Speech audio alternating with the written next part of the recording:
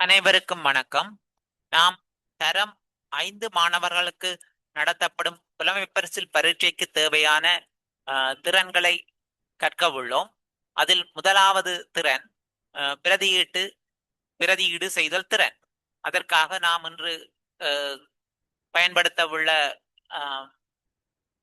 பயிற்சி வினாத்தாள் மேல் மாகாண கல்வி திணைக்களம் ஆரம்ப பிரிவு தரம் 5 மாணவர்களுக்கு நடத்தப்படும் பயிற்சி கணிப்பீடு 2025. அதில் முதலாவது திறன் பிரதியீடு செய்தல் திறன். அதாவது ஏதேனும் பொருள், குறியீடு, நிலைமை அல்லது செயற்பாட்டுக்கு பதிலாக அதற்கு சமனான வேறு பொருளை, குறியீட்டை, நிலைமையை அல்லது செயற்பாட்டை தெரிவு செய்தல் அல்லது இனங்காணல். வினா இலக்கம் 1. கீழ்காணும் பிரச்சனையில் முதலில் காட்டப்பட்டுள்ள கூட்டிலுள்ள 2 எண்களுக்கு பதிலாக இடக்கூடிய எண்களுடன் கூடிய கூட்டினை தெரிந்து அதன் கீழ் கோடிடுக. இங்கே முதலாவது வினா 12 சக 10 சக 15 சமன் 37 என்ற வினாவில் காட்டப்பட்டுள்ளது. இங்கே கட்டமிடப்பட்டுள்ள இலக்கங்களின் பெறுமதி 10 சக 15. எனவே அதன் மொத்த பெறுமதி 25. அவ்வாறாயின் நாம் விடையை நோக்குகின்ற போது 14 சக 12 26. எனவே அது பொருந்தாது. அடுத்தது 20 சக 17 37. அதுவும் பொருந்தாது. 14 சக 11 அதன் மொத்த பெறுமதி 25. எனவே அதுவே சரியான விடையாக காணப்படும். எனவே விடை 3 சரியான. அடுத்ததாக இரண்டாவது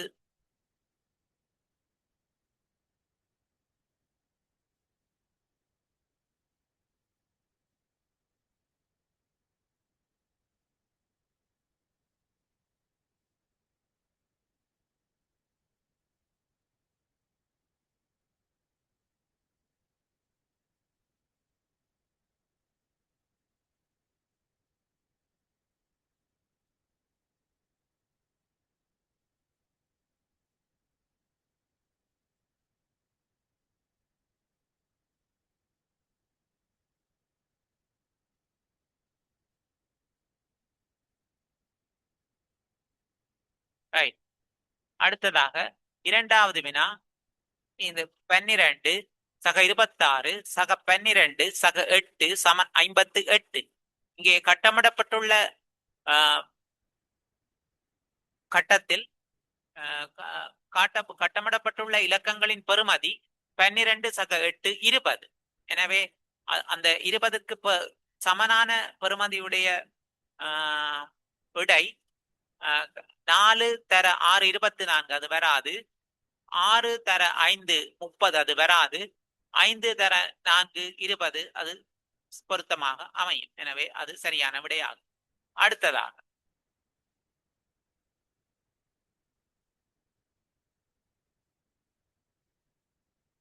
இரண்டாவது வினா கீழ்காணும் வாக்கியங்களில் தடித்த எழுத்தில் அச்சிடப்பட்ட சொற்களுக்கு பொருந்துகின்ற சொல்லை தெரிந்து அதன் கீழ் கோடிடுக.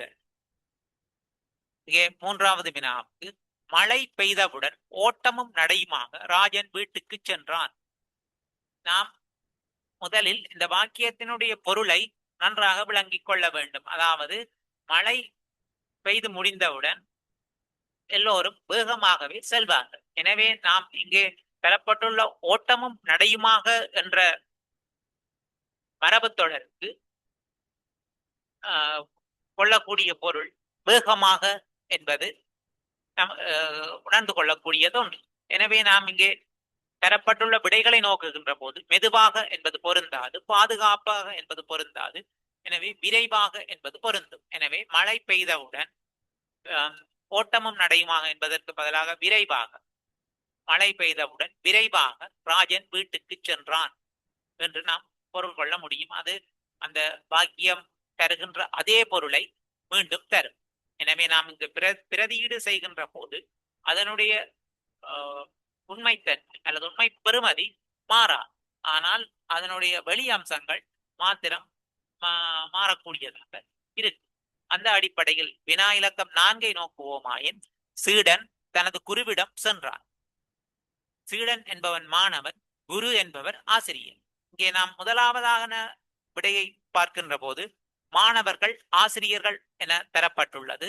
அது பொருந்தாது. ஏனெனில் இங்கே வினா ஒருமையில் தரப்பட்டுள்ளது. வினாவில் உள்ள வாக்கியம் ஒருமையில் காணப்படுகின்ற அதே வேளை விடையில் உள்ள வாக்கியம் விடையில் இங்கே தரப்பட்டுள்ள விடைகளில் மாணவர்கள் ஆசிரியர்கள் என்பது பன்மையாக காணப்படும்.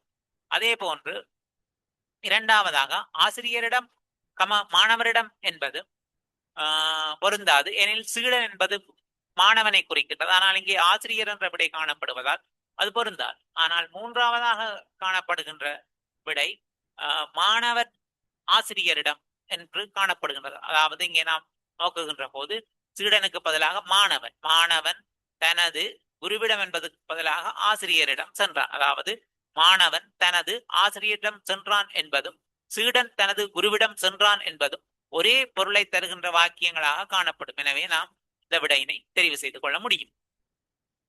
அடுத்ததாக நாம் பார்க்கின்ற போது அடுத்த வினா ஒரு 2 பொருட்களுக்கான விலைகள் தரப்பட்டுள்ளது. 2 கிலோகிராம் அரிசி, 1 கிலோகிராம் சீனி, இரண்டினதும் விலை 350 ரூபாய்.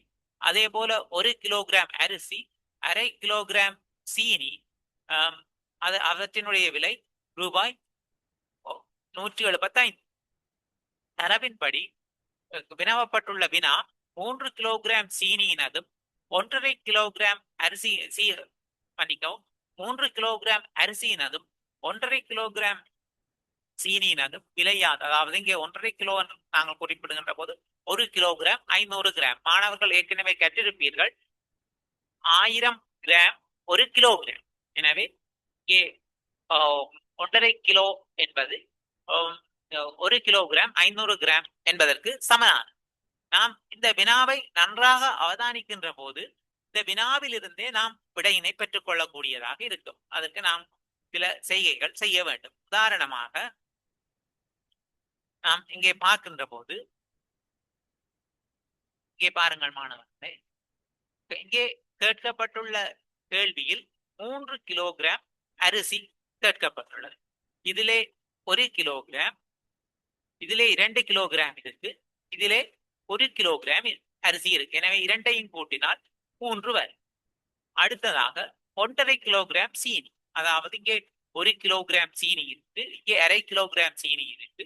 எனவே அதனை கூட்டினால் 1 கிலோகிராம் 500 கிராம் சீனி வரும். எனவே நாம் இதனை ஒரு வழியில் காணுகின்ற போது இரண்டினதும் விடையை கூட்ட வேண்டும். அதாவது 350 175 நாம் கூட்ட வேண்டும். கூட்டுகின்ற போது அது அந்த விடை நமக்கு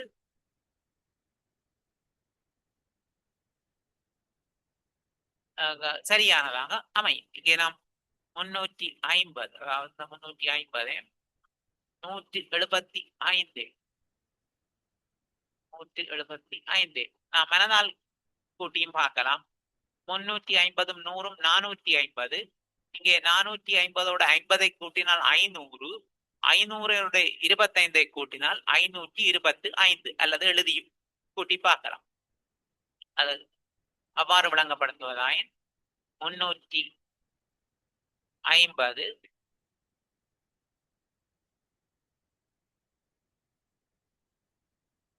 சக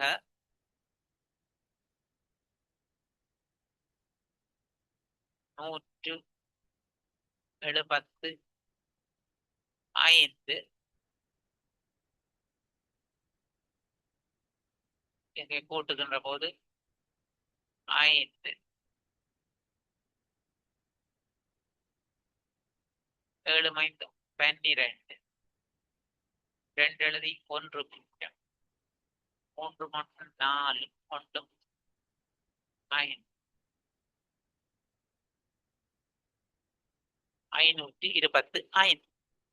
இதனை நாம் இன்னும் ஒரு முறையில் காணுகின்ற போது இங்கே பாருங்கள் மாணவர்களே, 170 1 கிலோகிராம் சீனி 3 கிலோகிராம் சீனி. எனவே இதனுடைய 3 மடங்கு. அதே போல அரை கிலோகிராம் சீனி 1.5 கிலோகிராம் சீனி, அதாவது 1 கிலோகிராம் 500 கிராம். எனவே இது இந்த சீனியின் கேட்கப்பட்ட நிறை இதனுடைய 3 மடங்கு. எனவே இந்த இதனுடைய இந்த 175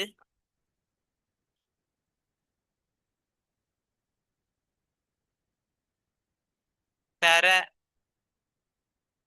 3 பெருக்கினால் 5 3 15 1 மிச்சம் 7 3 21 1 22க்கு 2 எழுதி 2 மிச்சம் 1 3 3 3 2 5. எனவே அதுக்கு 525 என்பது விடையாக வரும். அதனை நாம் எப்படி பார்த்தாலும் அது 525 என்பது விடையாக வரும். எனவே இது 3வது விடை சரியானதாக காணப்படும். சரி, நாங்கள் இதனை படித்துவிட்டு அடுத்த வினா செல்லலாம்.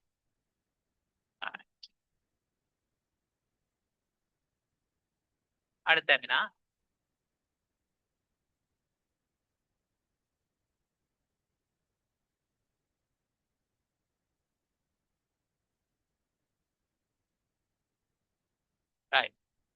அடுத்த வினா நாங்கள் இங்கே பார்க்கின்ற போது உருக்களுக்குரிய பெறுமதிகளை அவதானித்து விடை தருக. உண்மையில் நாங்கள் இதனை பார்க்கின்ற போது மேலெழுந்த ரீதியாக பார்க்கின்ற போது இதனை எவ்வாறு அணுகுவது என்பது நமக்கு நாம் தெளிவாக கற்றிருக்க வேண்டும். அதற்காக நாம் இங்கே பார்ப்போமாயில் இங்கே ஒரு முக்கோணமும் சதுரமும் தரப்பட்டுள்ளது. அதனுடைய பெறுமதி 12. அடுத்ததாக சதுரமும் ஒரு கோள வடிவம் முட்டை வடிவம் தரப்பட்டுள்ளது. அதனுடைய பெறுமதி 6. இங்கே சதுரங்கள் 2 தரப்பட்டுள்ளன, அது 4. எனவே நாங்கள் இதிலிருந்து ஆரம்பிக்கலாம். இங்கே சதுரங்கள் 8 என்றால் ஒரு சதுரத்தினுடைய பெறுமதி 4 இருக்கும். எனவே இது 4 4 தர 8. அப்ப இது 4 என்றால் இதற்கு நாங்கள் 4 பிரதியீடு செய்வோமாக இருந்தால் இதனுடைய பெறுமதி 2 என்று கிடைக்கும். 4 2 6. அதே போல இது 4 என்றால் இதனுடைய பெறுமதி 8. இப்பொழுது சரியாக இருக்கும். இப்ப பின்வருவனவற்றில் பெறுமதி கூடிய உரு எது என்று கேட்கப்பட்டுள்ளது. நாங்கள் அதற்கு விடையாக 3வது விடையை காட்டலாம். ஏனென்றால் அதுதான் 8 என்பது. அதே போல இங்கே நாங்கள் கூட்டி காட்டக்கூடிய இன்னும் ஒன்று இடம் உள்ளது. இங்கே பாருங்கள், இதனுடைய பெறுமதி 4,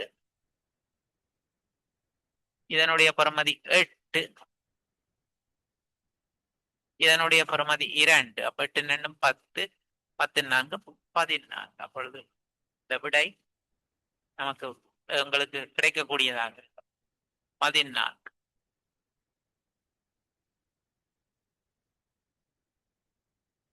சரி, அடுத்து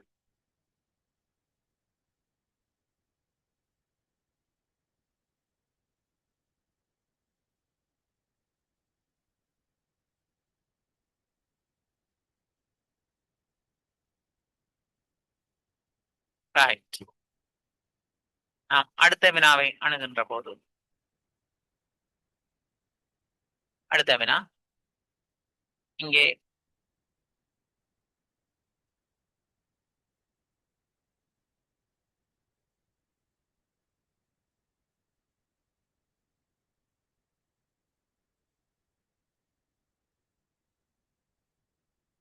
ஒரு இலக்கம் தரப்பட்டுள்ளது.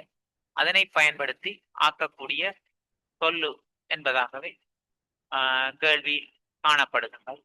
நாங்கள் பார்ப்போம். முதலாவது 2 என்ற 2 6 7 6 2 என்ற இலக்கங்களை பயன்படுத்தி அமைக்க முடியாத சொல்லை தெரிவு செய்க. அதாவது நாம் கவனிக்க வேண்டிய விடயம் அமைக்க முடியாத சொல். முடியாத விகடக நாங்கள் பார்த்தால் வீணா கானா, கானா வீணா, அதாவது 2 எழுத்துக்கள் மாத்திரம் பயன்படுத்தப்பட்டது. டானா என்பது ஒரு எழுத்து. எனவே மொத்தம் 3 எழுத்துக்களை பயன்படுத்தி 2 6 7 3 இலக்கங்கள். அப்ப இதுக்கு முடியாதுன்னா இது முடியும் என்றபடியால் இந்த விடை வராது. அடுத்ததாக இங்கே பாருங்கள், மகரகம, அதிலே 3 எழுத்து மானா கானா பிரகானா மானா ரானா என்பது பொதுவான எழுத்து, 3 எழுத்துக்கள் உள்ளது, அதுவும் வராது என்றபடியா வரக்கூடிய எழுத்து சொல்லு பம்பரம் என்பது சரியான விடையா அமையும். நாம் அடுத்ததாக நோக்குகின்ற போது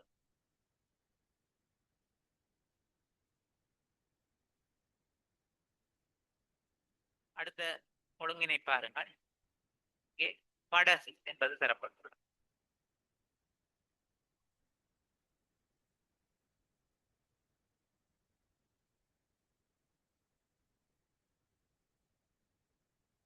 படகு என்பது தரப்பட்டுள்ளது. இந்த கூனா முடிகிற இடத்துல பாருங்க, குச்சி என்பது ஆரம்பமாகிறது. இங்கே 2 விடயங்களை கவனிக்க வேண்டும். ஒன்று, ஒரு சொல்லினுடைய இறுதி எழுத்தானது அடுத்த சொல்லினுடைய ஆரம்ப எழுத்தாக அமைகின்றது. அதே வேளை 2 சொற்கள் எல்லாமே 3 எழுத்து சொற்களாக காணப்படுகின்றன. அந்த வகையில் இந்த சீனாவிலிருந்து சிற, கூனாவிலிருந்து கும்பி. இப்ப அடுத்தது பார்த்தோம்னா மீனா. இங்கே இங்கே பாக்குறோம், இந்த சொல்லு வராது. என்னன்னா மீனான்ற எழுத்திலிருந்து தொடங்கல இந்த சொல்லு, அப்ப அது வராது. மிடுக்கு என்ற சொல்லு பொருத்தமானது, ஆனா இதுல 4 எழுத்து இருக்கு, கண்டபடியா அதுவும் வராது. அப்ப எங்களுக்கு வரக்கூடியது மிளகு என்ற சொல்லாகும். நாங்கள் அதனை பார்க்கின்ற போது மிளகு என்ற சொல் விடை பொருத்தமானதாக அமையும். எனவே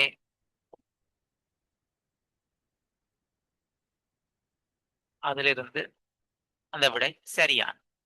நாம் அடுத்த வினாவுக்கு செல்லுகின்ற போது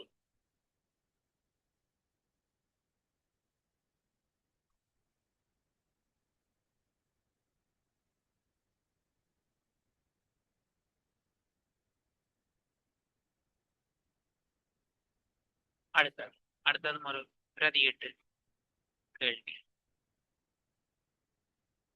அதனை நாம் பார்ப்போம். இங்கே பாருங்கள், வினா இலக்கம் 4. நாம் இந்த தரவுகளை தெளிவாக வாசித்து ஒழுங்குபடுத்த வேண்டும். அதற்கு பிறகுதான் நாம் விடையளிக்க வேண்டும். ரவியினதும் கமலினதும் மொத்த நிறை 50 கிலோகிராம் ஆகும். கமலினதும் நிமலினதும் மொத்த நிறை 70 கிலோகிராம். ரவி கமல் நிமலின் மொத்த நிறை 100 கிலோகிராம் ஆகும். நாம் எனவே முதலாவதாக இந்த கேள்வியை அணுகுகின்ற போது இந்த இடத்திலிருந்து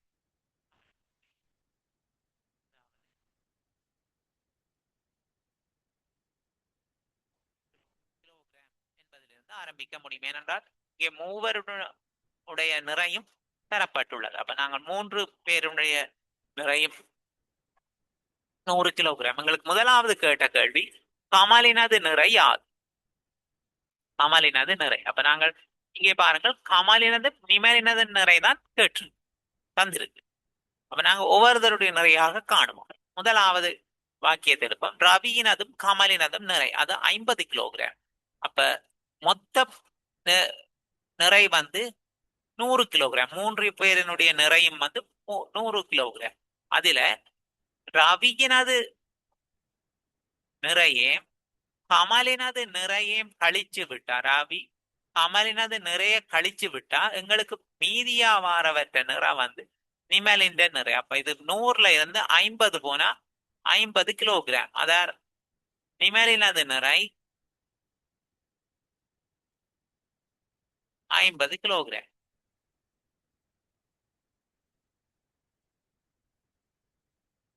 ஐம்பது கிலோகிராம். ஓகே. ஆனா நாங்க இன்னும் ஒரு விடயத்தை இங்க பார்க்க வேணும்.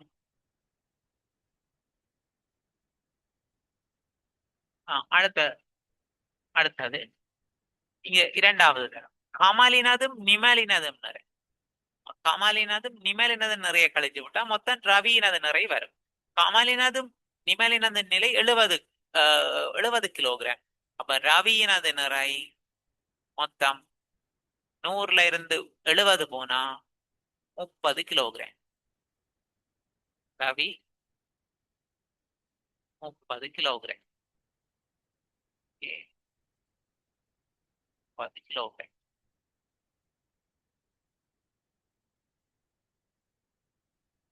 இது அடுத்தது வந்து 3 பேர்த்தையும் இப்ப எங்களுக்கு நிமல்ன வந்துட்டது, ரவின்ற வந்து கேட்டது கமல் என்ன, அதை இதுல இருந்து காணலாம். ஏன்னாட்டா இப்ப இது ரெண்டையும் கூட்டி விட்டா எங்களுக்கு வரக்கூடியது 80 கிலோகிராம். 80 கிலோகிராம் வரும்.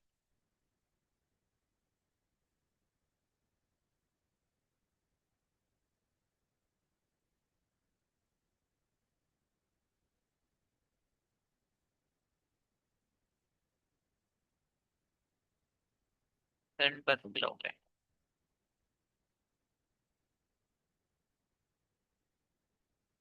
80 கிலோகிராம் வரும். 80 கிலோகிராம் அப்ப 100 கிலோகிராம்ல 80 கிலோகிராம் போனா கமலின் அது நிறை 20 கிலோ.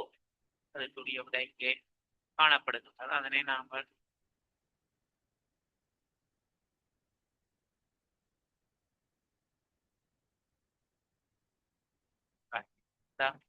இரண்டாவது விடை. இப்ப அடுத்தது கேட்டது ரவியினதும் கமலினதும் நிறை ரவியினதும் நிமலினதும் மொத்த நிறை யாது? ரவியினதும் நிமலினதும். ரவியினது நிறை 30 கிலோகிராம், நிமலினது நிறை 50 கிலோகிராம், இந்த 80 கிலோகிராம் வரும். அதற்குரிய விடை நாங்கள் முதலாவது பார்த்தோம் 80 கிலோகிராம். அது சரியான விடை. இப்ப எங்களுக்கு தந்த தரவுகளை அடிப்படையாக கொண்டு நாங்கள் இந்த பெறுமதிகளை பெறக்கூடியதாக உள்ளது. எனவே நாங்க அடுத்த வினாக்கு போனோம்னா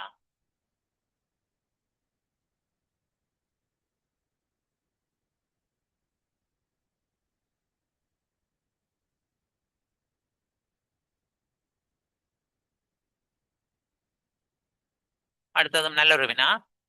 இங்கே பாருங்கள், ஐந்தாவது வினா. பின்வரும் தகவல்களை அடிப்படையாக கொண்டு வினாக்களுக்கு விடை தருக. இங்கே தரப்பட்டுள்ள விடயங்களை நீங்கள் பார்த்தீங்களா வடிவா தெரியும். 2 ஆப்பிள் பழம், 2 தோடம்பழங்கள் மொத்தமாக தரப்பட்டுள்ளது. அதன் பெறுமதி 150 ரூபாய்.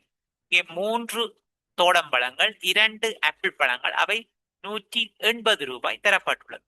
தோடம்பழம் ஒன்றினுடைய விலை யாது? இங்க பாருங்க, நாங்க இங்கே பார்க்கலாம். இந்த ஒரு ஆப்பிள் பழம், இது ஒரு ஆப்பிள் பழம், இது ஒரு ஆப்பிள் பழம், இது ஒரு ஆப்பிள் பழம், இது ஒரு தோடம்பழம், இது ஒரு தோடம்பழம்.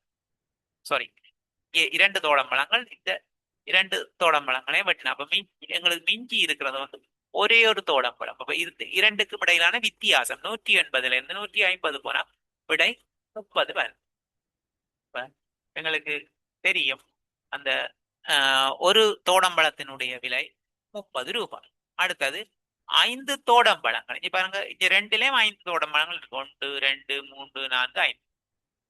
4 ஆப்பிள் பழம், இங்கே 4 ஆப்பிள் பழங்கள் இருக்கு. அப்ப இரண்டையும் கூட்ட வேண்டும். 180 150. நாங்க மனதால கூட்டுறதுக்கு இலகுவான ஒரு வழி.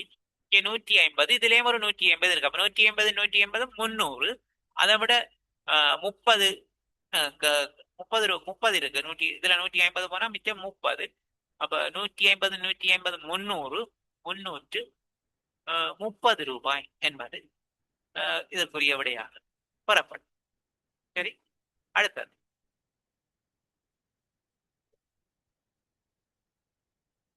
நாங்க பார்த்தோம்னா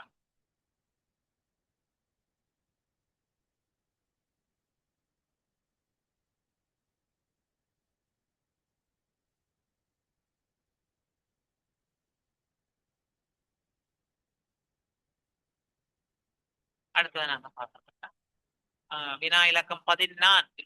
அட்டவணையில் ஏ பியில் வர வேண்டிய விடையின் கோடிடுக. நாங்கள் இங்கே பிரதியிடுதல் திறன் பார்த்து கொண்டிருக்கிறோம். மற்றபடியா நாங்கள் முதல்ல இந்த அட்டவணையை அவதானிக்கணும். இங்க பாருங்க, மிருகங்களுக்குள்ள யானை சிங்கம் மட்டும் இருக்கு.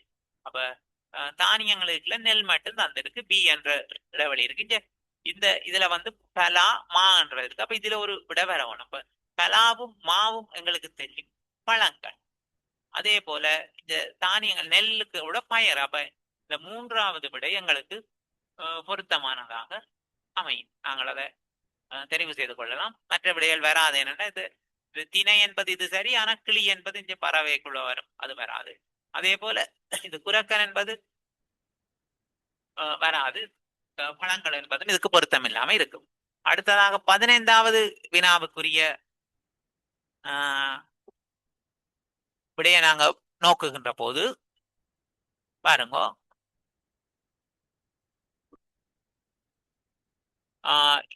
15வது வினா, இரு வெற்றுக்கட்டங்களுக்கும் பொருத்தமான இரு கணித செய்கைகளையும் முறையே தெரிவு செய்க. இங்கே 42 கட்டம் 7 சமன் 7 கட்டம் 7. அப்ப எங்களுக்கு தெரியும் இந்த 7 தர 7 என்பது 49. அதே போல 42 சக 7 என்பது 49. அப்ப எங்களுக்கு இதுல விடையா வரக்கூடிய கட்டம் வந்து முதலாவதும், அதாவது சகவும் தரவும். ஏனைய எல்லாம் பொருத்தம் இல்லாம இருக்கு. 46 7 42 வரும். பிறகு இதை நாங்க பெருக்கினா 40. அப்ப சமன் இல்லாது இல்லை. அடுத்தது அதை பெருக்கினா 7 14 4 எழுதி 1 மிச்சம் 4 28 20 28 3 29. அப்ப அது வந்து 298 வரும் ஒரு பக்கம். மற்ற பக்கம் கழிச்சு விட்டா 0 வரும். அப்ப இந்த இரண்டு விடைகளும் வராது. இதுதான் சரியான விடை. அதாவது 42 7 49. அதே போல 7 7 49. இது சரியான விடை. அடுத்தது வினா இலக்கம் 16, வெற்றிடத்திற்கு பொருத்தமான விடையை தெரிவு செய்க. இங்கே பாருங்கள், வெற்றியினால் கீறு அடைந்த ரசிகர்கள் கீறு. முதலாவது விடையை பார்ப்போம். வெற்றியினால் மகிழ்ச்சி அடைந்த ரசிகர்கள் கைத்தட்டினர். அது எங்களுக்கு பொருத்தமாக வருகிறது. அதை நாங்கள் தெரிவு செய்து கொள்வோம். மற்ற விடையை பார்ப்போம். வெற்றியினால் களைப்பு அடைந்த ரசிகர்கள் வாழ்த்தினர். இது பொருள், இது பொருத்தம் இல்லாம வருது, என்றபடியா இது வராது. அடுத்தது, வெற்றியினால் இன்பம் அடைந்த ரசிகர்கள் கண்ணீர் விட்டனர். அதுவும் இந்த சூழ்நிலைக்கு பொருத்தம் இல்லாம இருக்கு. எனவே இந்த சூழ்நிலைகளோட நாங்க பொருத்தி பார்க்கின்ற போது இந்த முதலாவது விடை சரியானதாக அமைகிறது. வெற்றியினால் மகிழ்ச்சி அடைந்த ரசிகர்கள் கைதட்டினர். அடுத்ததாக 17, கீழுள்ள கூற்றுக்களை நன்கு அவதானித்து அவற்றுடன் பொருந்துகின்ற உருவை தெரிவு செய்க. இங்கே தரப்பட்டுள்ள சொற்கள் விவசாயம், உழவன், அறுவடை. இங்கே விவசாயம் என்பதற்கு மூன்றும் பொருந்தும், உழவன் என்பதற்கு மூன்றும் பொருந்தும். ஆனால் அறுவடை என்று சொல்லுகின்ற போது இந்த முதலாவது படத்திலே காணப்படுகிறது ஏர், அதாவது கலப்பை. அது அந்த அறுவடையோடு பெருசா தொடர்புபட்டது அல்ல. அதே போல மண்வெட்டியும் தொடர்பட்டது அல்ல. எனவே இதற்கு பொருத்தமான விடை இரண்டாவது விடை. இது அரிவாள். அடுத்ததா அடுத்த கேள்விக்கு நாங்க போறோம். இங்கே பாருங்கள், வினா இலக்கம் 18.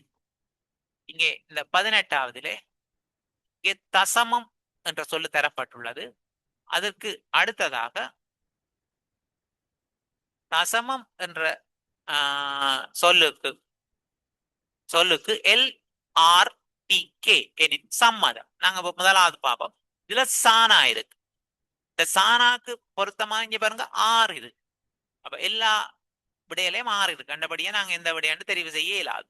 அடுத்தது உம்மன்னா இருக்கு. உம்மன்னா இங்க பாருங்க, இங்க உம்மன்னா இருக்கு, இங்க கே இருக்கு. அப்ப 6ம் கேயும் வரும். அப்ப எல்லா இது முதலாவது விட வராது. ஏனண்டா இதுல RP அண்டு வருது. அப்ப முதலாவது விட எங்களுக்கு பொருத்தம் இல்லைன்னு விளங்கிட்டு. இந்த ரெண்டு விடைகளையும் 6ம் கேயும். அப்ப உம்மன்னா. அடுத்தது மானா. மானா இங்க பாருங்க பி இருக்கு, RKP. அப்ப இந்த விடை இதுல பொருத்தம் இல்லாம வரும். பொருத்தம் இல்லாம வந்தா எங்களுக்கு சரியாக வரக்கூடிய விடை, நாங்கள் தெரிவு செய்ய வேண்டிய விடை வினா இலக்கம் மன்னிக்கவும், விடை 2 என்பது தெரிவு செய்ய முடியும். அடுத்ததா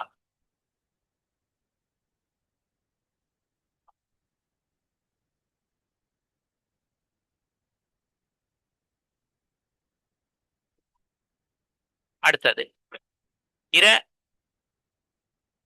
அடுத்தது ஒரு தரவு தந்திருக்கு.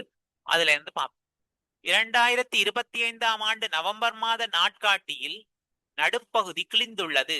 அதனை அவதானித்து கீழ்வரும் வினாவிற்கு விடை தருக. நாங்கள் நேரடியாகவே வினாவிற்கு செல்லலாம். 19வது வினா. இம்மாதத்தின் 3வது புதன்கிழமையினதும் 2வது வியாழக்கிழமைகளினதும் திகதிகள் முறையே. அப்ப 3வது புதன்கிழமை, இந்த இந்த மாதம் புதன்கிழமையில ஆரம்பிக்கிறபடியா நாங்க இங்க இருந்து பார்ப்போம். பாருங்க, இது 1வது புதன்கிழமை. அடுத்தது இது 1வது, இது 2வது புதன்கிழமை, 3வது புதன்கிழமை. 3வது புதன்கிழமை 15 என்பது வரும். எங்களுக்கு விளங்கிட்டு இந்த விட வராது. என்ன 14 செவ்வாய் 15 புதன், இது ரெண்டுலயும். அடுத்தது 2வது வியாழக்கிழமை. 1வது வியாழக்கிழமை 2. அடுத்தது இங்க பாருங்க, இதுல 7 இதுல 8 வரும், இதுல 9 வரும். எங்களுக்கு சரியா தெரியும் 15 9. அதுக்குரிய விடை 3. 3வது விடை சரியானதாக காணப்படும். ரைட். அடுத்தது நாங்கள் அடுத்த வினாவுக்கு போகும்போது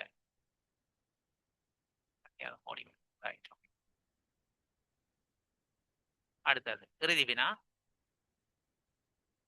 பாருங்க, ஆசிரியருக்கு மாணவன் போன்று வைத்தியர்.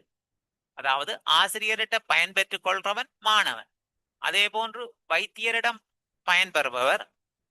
நாங்க பார்த்தோம்டா வைத்தியசாலை வராது, ஏனண்டா அது ஒரு இடம். அடுத்தது மருந்து வராது, ஏனண்டா அது ஒரு பொருள். அப்ப இதுல வரக்கூடிய விடை நோயாளி என்பதாக அமையும். இதுல நோயாளி என்பதாக அமையும். நல்லது மாணவர்களே, இந்த பிரதியீடு செய்தல் திறன் இந்த தரம் 5 புலமை பரிசில் பரீட்சையில் முக்கியமாக சோதிக்கப்படுகின்ற ஒரு திறன். இதனை நீங்கள் செய்து பார்த்து இதற்குரிய விளக்கங்களை பெற்றுக்கொள்ள முடியும். ஒரு முறை விளங்காவிட்டால் மீண்டும் ஒரு முறை இந்த காணொளியை பார்த்து பயிற்சிகளை உரிய வகையில் செய்து பயன்பெறுவீர்கள் என நம்புகிறேன். நன்றி, வணக்கம்.